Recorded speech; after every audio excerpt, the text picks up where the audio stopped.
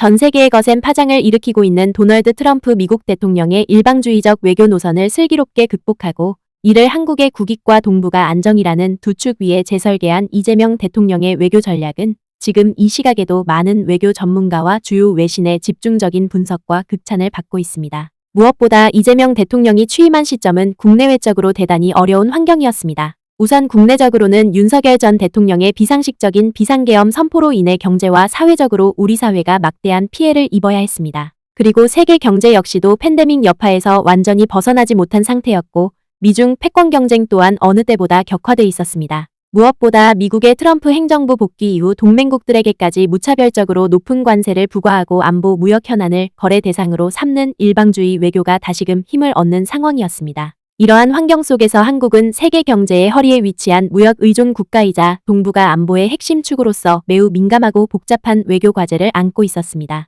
그러나 이재명 대통령은 이러한 복잡한 환경을 위기이자 기회로 인식했습니다. 이는 이재명 정부 출범 직후부터 국익 우선과 실용 외교라는 뚜렷한 기조를 천명하며 한미동맹을 포함한 전통적 동맹의 가치와 신뢰를 유지하되 무조건적인 추종이나 종속이 아닌 주권과 상호 존중에 기반한 대등한 파트너십을 구현하겠다는 의지를 분명히 했기 때문입니다. 그리고 이러한 선언은 곧 외교 현장에서 구체적인 행동으로 이어졌는데요. 특히 주목할 점은 트럼프 대통령의 거래적 압박 외교에 대응한 방식입니다. 트럼프 대통령은 동맹국들에 대해 방위비 분담금의 대폭 증액과 특정 전략 목표에 대한 동참을 노골적으로 요구했습니다. 하지만 이재명 대통령은 여기에 감정적으로 대응하지 않았습니다. 대신 미국이 진정으로 필요로 하는 분야에서 한국이 제공할 수 있는 실질적 기여를 제시하며 협상 테이블을 주도했습니다. 예컨대 조선과 해운을 비롯해 방위산업과 첨단기술 분야에서 한국이 제공할 수 있는 투자와 협력 패키지를 제안함으로써 트럼프 행정부가 내세운 관세 인상 명분을 효과적으로 무력화했습니다.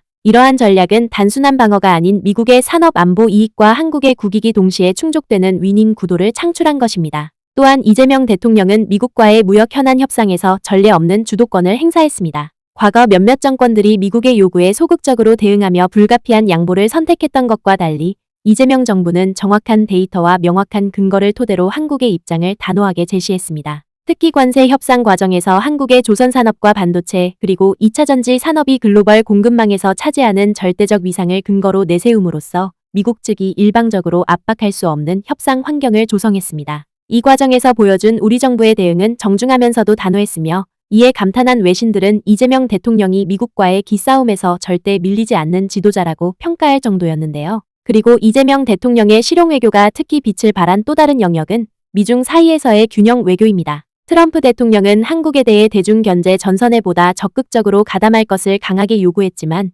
이재명 대통령은 국가의 전략적 이익과 영내 안정을 위해 필요할 경우 중국과의 소통과 협력을 병행해야 한다는 입장을 굽히지 않았습니다. 무엇보다 한국 정부는 그동안 중국을 경쟁자이자 협력자로 규정하며 무조건적인 봉쇄보다는 필요한 분야에서의 협력과 대화를 병행하는 다층적 전략을 유지했습니다. 이는 중국과 불필요한 갈등을 최소화하는 동시에 미국과의 신뢰를 유지하는 섬세한 균형 감각을 보여준 대표적 사례로 평가받는데요. 뿐만 아니라 이재명 대통령의 실용 외교는 다자 외교 무대에서도 높이 평가받고 있습니다. 바로 취임 후 불과 몇 달 만에 유럽연합과 인도를 비롯해 캐나다와 동남아 주요국의 특사를 파견함으로써 한국의 전략적 입장을 설명하고 주요 현안에 대한 지지를 확보했기 때문입니다. 또한 한반도 평화와 안보의 핵심 현안인 북한 문제에서도 이재명 대통령의 실용 외교는 돋보였습니다. 이는 이재명 대통령이 미국 측의 북한의 완전한 비핵화 요구와 한국의 한반도 비핵화 원칙 간의 미묘한 차이를 활용해 남북대화와 남북미 사이의 대화 공간을 마련하고 있기 때문입니다.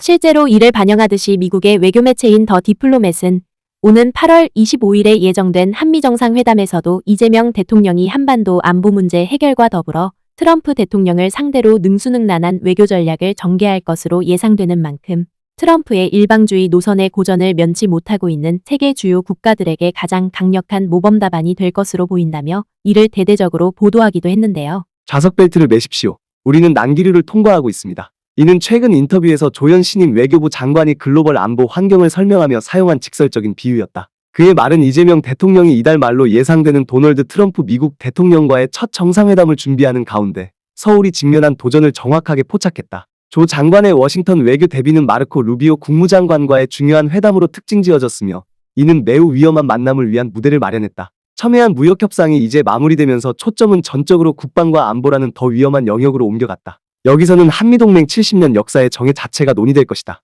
이번 정상회담의 의제는 트럼프의 거래적 세계관에 의해 좌우되며 이는 서울의 새로운 진보 성향 행정부로 하여금 미국의 막강한 요구를 헤쳐나가도록 강제할 것이다. 정상회담의 핵심 논지는 분명하다. 한미동맹은 이제 회의적인 워싱턴의 투자 대비 수익을 입증해야 한다. 이는 북한에 대한 철동 같은 미국의 안보 보장을 확보하는 동시에 중국을 견제하라는 미국의 혹독한 요구를 교묘히 회피하려는 이재명 대통령의 국정운영 능력을 시험하는 것이다. 이 딜레마는 그의 외교부 장관이 최근 펼친 외줄타기 외교와 이를 경계하는 중국의 반응에 그대로 드러난다. 트럼프의 핵심 요구는 직설적이면서도 도전적일 것이며 재정 분담금의 급격한 증액과 중국 견제를 향한 전략적 전환이라는 두 개의 핵심 축을 중심으로 수렴될 것으로 예상된다. 이 모든 것은 동맹 현대화라는 외교적 틀 안에 포장된다. 더 많이 내라는 요구는 익숙한 영역이다. 일기 집권 시절의 방식을 본떠 트럼프는 방위비 분담금 협정 협상 개시를 위해 천문학적인 금액을 제시하며 대화를 유도할 가능성이 높다. 그러나 전략적으로 더 중요한 것은 전환이다. 이는 미국 우선 안보 전략의 주요 설계자인 엘브리지 콜비 국방정책 차관이 주도하는 압박이다.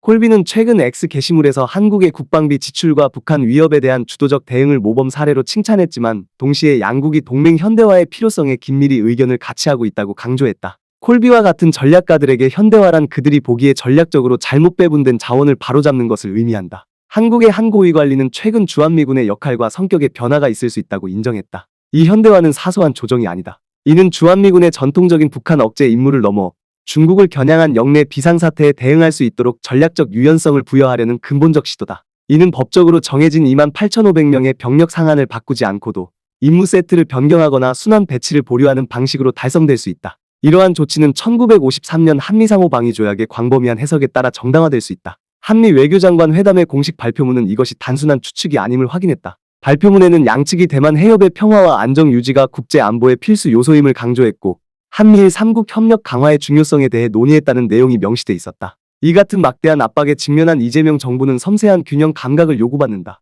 조 장관이 워싱턴 포스트와의 인터뷰에서 보여준 발언은 이러한 고난도의 외교를 잘 보여준다. 그는 중국을 도전이자 경쟁자로 규정했지만 곧바로 중국을 단순히 차단하려는 시도는 우리가 원하는 만큼 효과적이지 않을 것이라며 중국과의 관여 필요성을 강조했다. 그러나 이 신중한 표현은 베이징에서 양면적인 태도로 해석됐다. 중국 관영 매체는 서울이 제3자에 의해 지렛대로 이용돼서는 안 된다고 경고했다. 이 교환은 워싱턴을 안심시키려는 모든 발언이 베이징에서 촉각을 곤두세우게 하고 그 반대도 마찬가지임을 생생하게 보여준다. 이 전략적 견해 차이는 동맹 내부의 근본적인 균열을 드러낸다. 미국 국무부 발표문에 포함된 북한의 완전한 비핵화라는 공식 용어는 전통적으로 한국의 진보 정부가 선호해온 한반도의 비핵화와 미묘하지만 중요한 차이를 가진다. 후자는 북한과의 대화 공간을 만들기 위해 의도적으로 넓게 설정된 표현이다. 워싱턴의 압박에 맞서 이재명 대통령은 자신의 비타협적 요구를 가지고 회담에 나설 것이다. 최우선 과제는 북한의 러시아와의 군사 협력이 심화되는 상황에서 해구산을 포함한 미국의 확장 억제 공약을 철통같이 모호함 없이 재확인받는 것이다.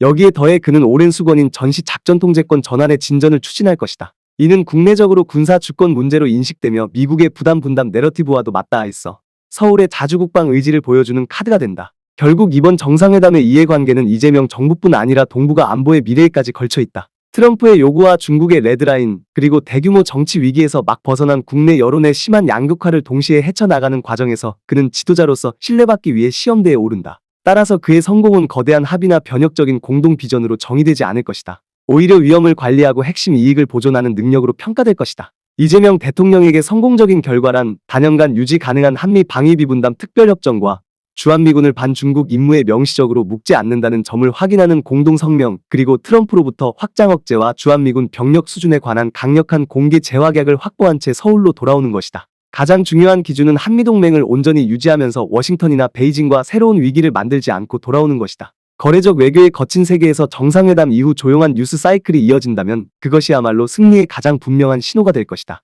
무엇보다 이재명 대통령의 실용외교가 국제적으로 극찬받는 이유는 단순히 대외관계를 잘 관리했기 때문만이 아닙니다. 바로 복잡한 이해관계가 얽힌 국제 무대에서 이재명 대통령은 위기를 기회로 바꾸는 능력을 보여주었기 때문입니다. 트럼프 대통령의 일방주의 외교는 많은 국가들로 하여금 선택을 강요받게 만들었지만 이재명 대통령은 그 선택지를 양자택일이 아닌 다자 협력으로 재설계하고 있습니다. 또한 이재명 대통령은 동맹과의 신뢰를 강화하면서도 다른 주요국과의 관계를 병행 발전시키는 입체적인 외교 노선을 제시하는 동시에 이를 실질적 성과로 연결하고 있습니다. 특히 더 중요한 것은 이 모든 과정이 감정적 대립이나 이념적 편향 없이 오직 국익이라는 하나의 기준에 의해 추진되고 있다는 점입니다. 따라서 트럼프 대통령의 일방주의 외교로 인한 국제 질서의 균열 속에서 이재명 대통령은 지금까지의 행보만으로도 한국의 외교적 입지를 강화하고 동북아와 세계의 안정에 기여한 지도자로 평가받고 있는데요. 앞으로도 동맹과의 굳건한 신뢰를 기반으로 국익을 최우선에 둔 실용적이고 균형 잡힌 외교를 통해 대한민국을 한층 더 당당한 국가로 이끌어 가길 바랍니다.